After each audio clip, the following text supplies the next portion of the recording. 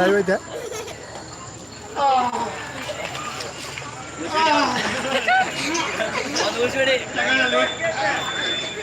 ಬೇಡ ಬಿಡು ಚೆಲುವಿ ನನಗೆ ಕೊಟ್ಟಿದ್ದು ಅಲ್ರಿ ಸೌಕರ್ಯ ಇವ್ರಿಗೂ ಸಾಲ ಕೊಡೋಷ್ಟು ನಿಮ್ ವ್ಯವಹಾರ ಮುಂದುವರ್ಬಿಟ್ಟ ಮತ್ತ ಈ ಹೆಸರು ಅದೆಲ್ಲ ಇವ್ನ ಹೆಸರು ಡಾಕ್ಟರ್ ನೋಡಿ ಇಲ್ವೇ ಇಲ್ವಲ್ರಿ ಅಂದ್ರ ಅದು ಬ್ಯಾರೆನೇ ಐತಿ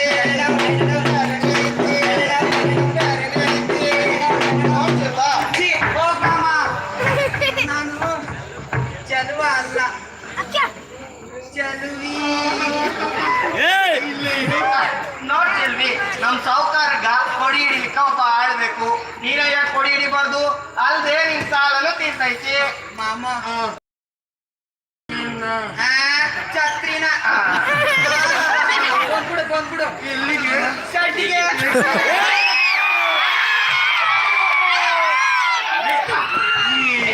ಇವತ್ತು ಯಾರ್ಯಾರ ನನಗೆ ಬಡ್ಡಿ ವಸೂಲಿ ಹೋಗೋದೈತೆ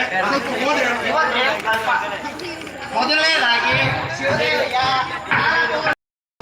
ಅಸಲಿಗೆ ಬಡ್ಡಿಯ ಒಂದು ದುಗ್ಗಾಣಿನೂ ಕೊಟ್ಟಿಲ್ಲ ನೆನ್ಪಿಂದ ಈ ಶಿವದೇವಯ್ಯ ಅಂದ್ರೆ ಆ ಕೊಳ್ಳಾಗ ಲಿಂಗ ಕಟ್ಕೊಂಡು ನಮ್ಮ ಆಚಾರ ಬೇರೆ ವಿಚಾರ ಬೇರೆ ಅಂತ ಓಡಾಡ್ತಿರ್ತಾರಲ್ಲ ಆ ಬಸವಣ್ಣನ ಭಕ್ತ ಅವ್ರ ಮನೆ ಬಡ್ಡಿ ವಸೂಲಿಗೆ ಹೋಗೋದ ಅವರೇ ನೋಡಿ ಸೌಕಾರ್ಯ ಚಲವ ಮಾಮ ಚೆಲುವಿ ನೀ ಮುಂದಕ್ಕೆ ನಡಿ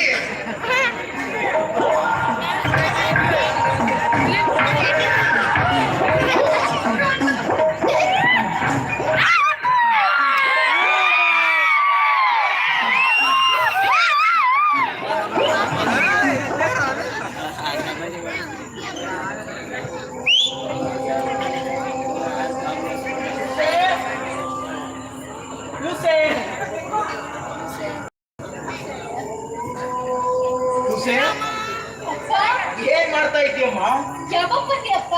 ನಾನ್ ಕೂಗಿದ್ದು ಕೇಳಿಲ್ವಾ ಶಿವನ್ ಧ್ಯಾನ ಮಾಡುವಾಗ ನೀವು ಕೂಗಿದ್ದು ಹೇಗೆ ಕೇಳ್ತಿದ್ದಪ್ಪ? ಶಿವನ್ ಧ್ಯಾನ ಎಲ್ಲಿದ್ದಾನಮ್ಮ ನಿನ್ ಶಿವ ಅವನ್ನ ನೋಡಿದ್ದಿ ಏನು ಅಪ್ಪ ಅಮ್ಮ ಹೇಳ್ತಿದ್ಲು ಶಿವ ಎಲ್ಲಾ ಕಡೆ ಇದ್ದಾನೆ ಅಂತ. ಅದಕ್ಕೆ ನಾನು ಅಮ್ಮ ಕೇಳಿದೆ ಶಿವ ಎಲ್ಲಾ ಕಡೆ ಇರೋದಾದ್ರೆ ಕಲ್ಲಿನ ಗುಡಿಗೆ ಯಾಕೆ ಹೋಗ್ತೀಯಾ ಅಂತ. ಅವಳು ಕೇಳೋ ಪ್ರಶ್ನೆಗೆ ನನ್ನಿಂದ ಉತ್ತರ ಇಲ್ಲ. ದೇವರು ಎಲ್ಲಾ ಕಡೆ ಇರೋದಾದ್ರೆ ನನ್ನ ಕಡೆ ಕಾಡ್ಬೇಕಲ್ವೇ? ಅಪ್ಪ ನನ್ ಕೇಳಿದ್ರೆ ಯಾರು ಒಬ್ರು ಇದ್ರು ಹಿಡಿ ಇಲ್ಲ ಮಗಳೇ ಯೂಟ್ಯೂಬ್ ಐತೆ ಸರಿ ಹೋಗೋಣ ದೇವರು ಎಲ್ಲಾ ಕಡೆ ಇದ್ರು ಯಾರ ಕಣ್ಣಿಗೂ ಕಾಣೋದಿಲ್ಲ ಅಂತಾನೆ ನಿಮ್ಮಮ್ಮ ಕಲ್ಲಿನ ಹತ್ತನ ಗುಡಿಗೆ ಹೋಗೋದು ಹಾಗಾದ್ರೆ ಆ ಗುಡಿಯಲ್ಲಿ ದೇವರ ದರ್ಶನ ಆಗುತ್ತಾ? ಅದಕ್ಕೆ ನಿಮ್ಮ ಆಶ್ರಮದ ಗುರುಗಳೇ ನಿನಗೆ ಉತ್ತರ ಹೇಳ್ಬೇಕಮ್ಮ ಗುಡಿಯಲ್ಲಿ ದೇವರ ದರ್ಶನ ಆಗುವುದಾದರೆ ನಾನು ಬರ್ತೀನಿ ಅಂತ ಎಷ್ಟು ಹೇಳಿದ್ರು ಅಮ್ಮ ಹೇಳೋದು ಒಂದೇ ಮಾತು, ನೀನಿನ್ನು ಚಿಕ್ಕವಳು ನೀನಿನ್ನು ಚಿಕ್ಕವಳು ಅಂತ ಹೇಳಿ ನನ್ ಬಾಯಿ ಮುಚ್ಚಿಸ್ತಾಳಪ್ಪ. ಹುಸೆ ನಿನಗೂ ಒಂದಲ್ಲ ಒಂದು ದಿವಸ ದೇವರ ದರ್ಶನಕ್ಕೆ ಅವಕಾಶ ಸಿಕ್ಕೇ ಸಿಗುತ್ತೆ. ಅಲ್ಲಿವರೆಗೂ ತಾಳ್ಮೆ